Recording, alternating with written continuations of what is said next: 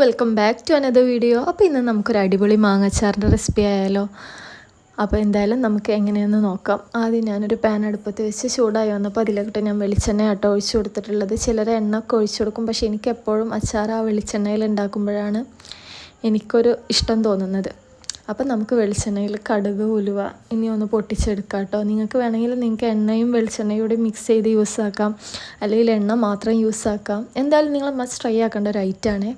അങ്ങനെ ഈ കടുക്, ഉലുവയും ഒന്ന് പൊട്ടി വരുമ്പോൾ നമുക്കതിലോട്ട് ഇഞ്ചിയും വെളുത്തുള്ളിയും കൂടി ചേർത്ത് കൊടുക്കാം. ഇവ രണ്ടും നന്നായി ഒന്ന് മൂത്ത് വരുന്നത് വരെ നമുക്ക് വഴറ്റി കൊടുക്കാം കേട്ടോ.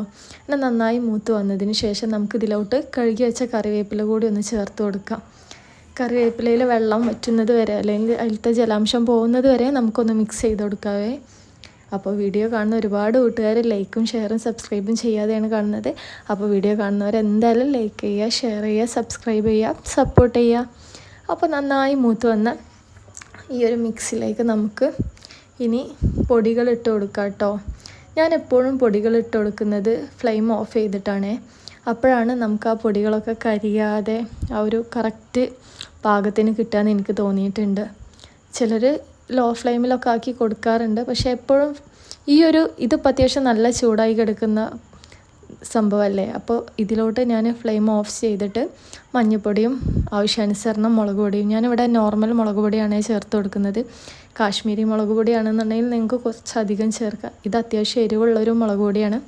അപ്പോൾ ഞാനതും പാകത്തിന് ചേർത്ത് നന്നായി ഒന്ന് മിക്സ് ചെയ്ത് ലെവലാക്കുന്നുണ്ട്. കാരണം ഫ്ലെയിം ഓഫ് ചെയ്യുമ്പോൾ ചെറിയൊരു ചൂട് അതിൽ കിടന്ന് അതിങ്ങനെ മൂത്ത് വരണമല്ലോ, ആ ഒരു പച്ചമണമൊക്കെ ഒന്ന് മാറണമല്ലോ.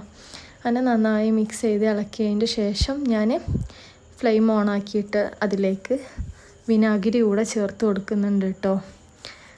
വിനാഗിരി ചേർത്ത് നന്നായി ഒന്ന് മിക്സ് ചെയ്ത് ഒന്ന് തിളക്കുന്നത് വരെ ഞാൻ കാത്തു നിൽക്കുവേ.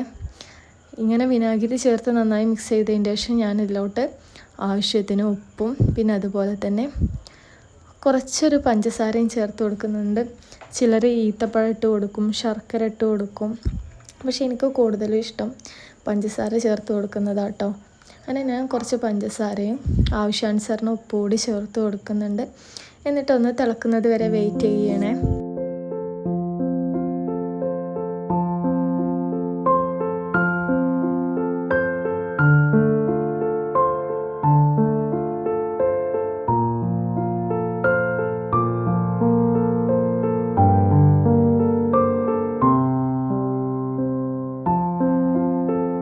അപ്പോൾ ഈ ഒരു മിക്സ് തിളച്ച് വന്നതിന് ശേഷം നമുക്ക് അരിഞ്ഞു വെച്ച മാങ്ങ കൂടി അതിലോട്ട് ചേർത്ത് കൊടുക്കാം.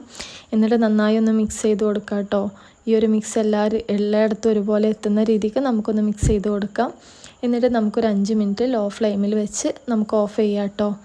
അപ്പോൾ നമ്മുടെ അടിപൊളി ടേസ്റ്റി അച്ചാർ ഇവിടെ തയ്യാറായിട്ടുണ്ട്. എല്ലാവരും ഒന്ന് ട്രൈ ചെയ്ത് നോക്കുക, അടിപൊളി ടേസ്റ്റ് ആട്ടോ.